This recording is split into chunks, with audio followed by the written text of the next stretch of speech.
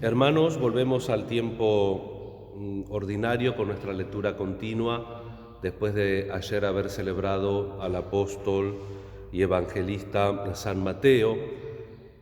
Por 2 semanas larguitas hemos tenido la carta de San Pablo, la primera a los cristianos de Corintio, y ahora ayer hemos comenzado, aunque la lectura de la fiesta del apóstol y evangelista no nos lo permitió hacer, con la lectura de los proverbios del Antiguo Testamento. Es un tema importante que nosotros vayamos meditando también en relación con los evangelios que vamos escuchando los domingos, donde de una perspectiva también la palabra de Dios nos revela la manera de pensar de Dios. Como decía Isaías en la primera lectura del domingo, mis pensamientos no son los pensamientos suyos, de ustedes, sino que Dios piensa de una manera distinta y nosotros tenemos que entender esos pensamientos porque tienen otro centro de gravitación. A veces el problema nuestro es que gravitamos sobre nosotros mismos y el mundo es mucho más grande que nosotros mismos. Por eso siempre la sabiduría, entendida como la venimos viendo, como sapere, como salar, como condimentar, como entender las cosas desde la luz de Dios, es muy importante para el cristiano y es un don del Espíritu Santo que también se regala con el sacramento de la confirmación. Y tenemos que buscar y tenemos que pedir a Dios esta sabiduría, que no hay que confundirla con noticia o con conocimientos humanos, sino con esta capacidad de entender, de darle sentido, de condimentar nuestra vida según la visión de Dios. Y el libro de los Proverbios no tiene un hilo conductor, pero sí que son como gotas de sabiduría que van cayendo sobre la perspectiva de la realidad, sobre el rey, sobre el último de los ciudadanos, sobre el que sirve a Dios, sobre el que busca las cosas del mundo. Comienza el día de hoy diciendo: el corazón del rey es una corriente de agua en manos del Señor. Él lo dirige hacia donde quiere. Nosotros tenemos la presunción de que dirigimos nuestra vida y es el Señor quien la dirige, sin violar nuestra voluntad, pero es Él quien dirige nuestra vida. Al hombre le parece que todo su camino es recto, pero el Señor pesa los corazones. Tenemos que ver la rectitud de nuestra vida según Dios, según lo creado, según sus mandamientos, según la expresión de su amor y su misericordia, lo que Él espera de cada uno de nosotros y no según nuestro criterio. Claro, cuando uno siempre hace el examen de conciencia, que también esta forma de goteo de consejos que está en este libro sapiencial de los Proverbios nos ayuda para hacer una especie de salpicado de examen de conciencia. Siempre que nosotros examinamos una conducta, ¿quién tiene la culpa, el otro o yo? Es muy probable que muchísimas veces nos convenzamos con razones más que suficientes de que nosotros somos inocentes y que el otro es el culpable. Entonces también poner esto en relativo no quiere decir que uno, para ser un excelente cristiano, tiene que negar todo, pero evidentemente que uno no puede ser una excelente persona si no se para en la realidad de su mundo, de su existencia y de su ser, en relación a Dios y en relación al otro.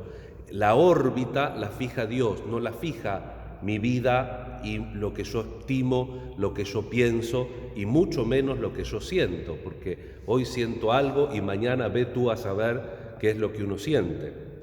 Practicar la justicia y el derecho agrada al Señor más que los sacrificios.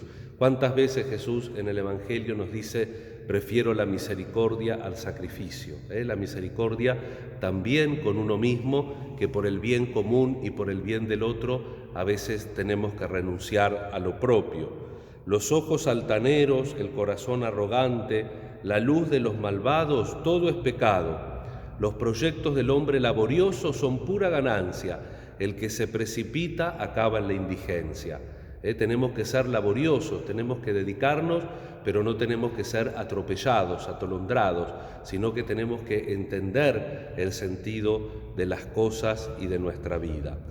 Vamos a pedir al Señor que nos haga justos según este criterio del Antiguo Testamento. Recordemos que la palabra justo en el Antiguo Testamento es lo que nosotros decimos santo, Pero también acá aclaremos que santo no es el santo que tiene la aureola, porque uno dice, este es un santo, a veces lo decimos con un pelín de ironía, ¿no? Este se hace el santo, quiere decir que está así todo el día, le falta la aureolita, Sino que santo es aquel que se encuentra en relación con Dios, en relación con el Señor.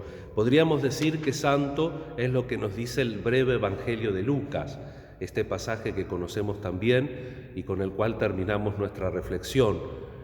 Tu madre y tus hermanos te buscan. Y Jesús dice, hoy dice más directamente, porque en el Evangelio de Marcos Jesús dice, ¿quiénes son mis hermanos? ¿Quién es mi madre? Acá directamente, tu madre y tus hermanos te buscan. Y Jesús dice, mi madre y mis hermanos son los que escuchan la palabra de Dios y la practican. Es cierto que como lo presenta Marcos, parecería que ya como a Jesús un poco lo están persiguiendo y la familia pensaría que estaba un poquito exaltado, da a entender el texto, lo van a buscar. Algunos estudiosos de la Biblia recuerdan que Lucas, si es el personaje histórico, habría estado con la Virgen, inclusive después de la ascensión de Jesús, y conocería bien el matiz de esto. Evidentemente que no es una degradación. En el lenguaje concreto de la Biblia, la nueva familia de Jesús no depende de ser puramente judío, como era la idea predominante en la cultura hebrea, de que la religión era primero para los judíos y después para los paganos. Nosotros, si somos capaces de escuchar la palabra de Dios, ya por eso mismo somos familia de Jesús, porque la expresión pariente, que se puede traducir por hermano, primo, etcétera, indica parentesco, relación con el Señor. Hoy estamos celebrando la misa sin luz avisada, porque les avisaron que iban a cortar la luz. Y a veces nosotros en la vida no nos avisan si nos cortan la luz, es decir, la luz de lo que tenemos que hacer, de los proyectos que tenemos, la luz de si vamos por el camino exacto, la luz de lo que comencé diciendo, si nuestra vida orbita en Dios o orbita sobre nosotros mismos. Vamos a pedir al Señor, Dios quiere que vivamos en la libertad y que elijamos y que nos movamos y que trabajemos.